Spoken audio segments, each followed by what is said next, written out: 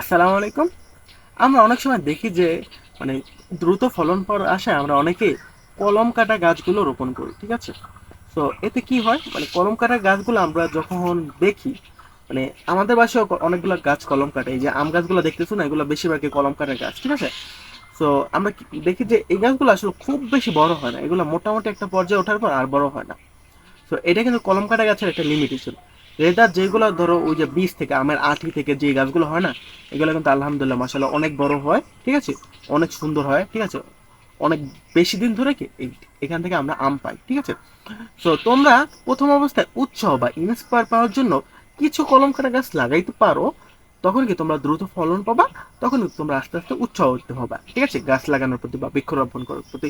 তার সাথে সাথে তোমরা আরো যেগুলা চারা গাছ আছে সেগুলো বেশি বেশি রোপণ করার চেষ্টা করবে। কারণ কি, কারণ এটা হচ্ছে একটা লং টার্ম ইনভেস্টমেন্ট, বুঝছো?